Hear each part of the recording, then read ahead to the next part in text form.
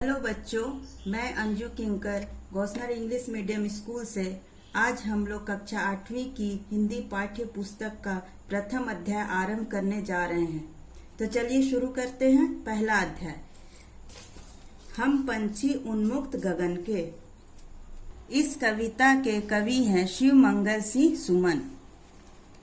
अच्छा, ये बताइए, क्या हम लोगों को कोई एक कमरे में बंद कर दे तो हमें अच्छा लगेगा? नहीं ना।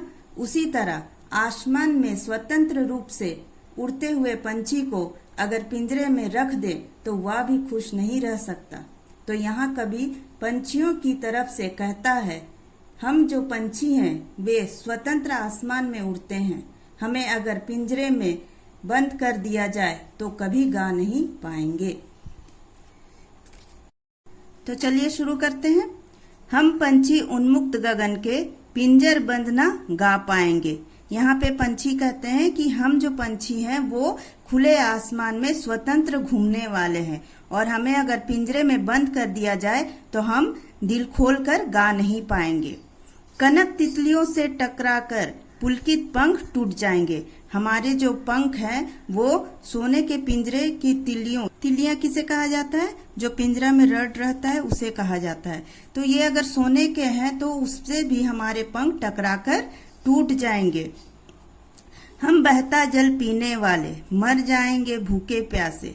कहीं भली है कटु निबोरी कनक कटोरी के मैदे से। इसका अर्थ ये है कि हम बहता जल पीते हैं। हम नदी में जो पानी बहता है हम उससे पीते हैं। हमें अगर सोने के कटोरे में भी पानी ला के रख दिया जाए तो हम उसे पीना पसंद नहीं करेंगे। हम मर जाएंगे भूखे प्यासे। और हमें पिंजरे में रहने से अच्छा है कि हम उस खुले आसमान में घूमें और अपना भोजन खुद ही खोजें। भले हमें नीम का कड़वा फल ही क्यों ना खाना पड़े, लेकिन वही हमारे लिए सबसे अच्छा है। स्वर्ण श्रृंखला के बंधन में अपनी गति उड़ान सब भूलें। बस सपनों में देख रहे हैं तरु की फुनगी पर के झूले।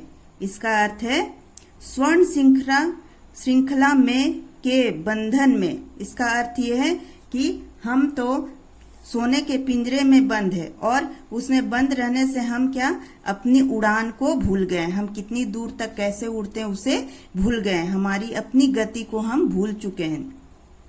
बस सपनों में देख रहे हैं तरु की फुनगी पर के झूले। और हम सपना देख रहे हैं कि हम किस तरह पेड़ के सबसे ऊंची डाली में हम लोग झूलते थे। ऐसे थे अरमान की उड़ते नीले नभ की सीमा पाने। लाल किरण सी चोंच खोल चुगते तारक अनार के दाने। यहाँ कवि पंछियों के द्वारा ये कह रहा है कि हमारे अरमान जो है, हमारी जो इच्छा है वो है कि हम खुले आकाश में, खुले नीले आकाश में बहुत दूर तक उड़े, यानी कि जो आसमान की सीमा है वहां तक उड़े और हम अपने मुंह खोलकर उस किरण को छूने जाएं जो चुगते तारक अनार के दाने, और जो आसमान में तारे हैं उनको हम चुगे। होती सीमाहीन क्षितिज से इन पंखों की होड़ा होड़ी। या तो क्षितिज मिलन बन जाता या तंती सांसों की डोरी। इसका अर्थ है कि आसमान और धरती जहाँ मिलता है उसे क्षितिज कहा जाता है। जहाँ हालांकि ऐसे आसमान और धरती कभी मिलता नहीं, लेकिन अगर हम लोग दूर तक देखें तो लगता है कि वो दोनों मिल रहा है। तो यहाँ चिड़ियों का कहना है कि हम उस क्षितिज को तक पहुंचते और हमारे पंख में ये जद्दोजहद चलता कि कब तक हम वहां तक पहुंचे। या तो क्षितिज मिलन बन जाता है या तंती सांसों की डोरी। या तो हम वहां तक पहुंच जाते या हम वहीं मर मिटते। नीड़ ना दो चाहे टहनी का आश्रय छिन भिन कर डालो। लेकिन पंख दिए हैं तो आकुल उड़ान में विघ्न ना डालो।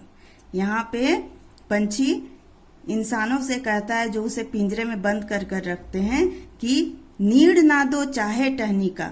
वो कहता है कि हमें भले ही डाली मत दो घोंसला बनाने के लिए, चाहे हमारे घोंसले को छिन भिन कर दो, तोड़ दो, लेकिन हमें पिंजरे में मत बंद करो। हमारी जो उड़ान है उसमें बाधा मत डालो। हम स्वतंत्र रूप से उड़ना चाहते हैं और हम उसी में खुश हैं।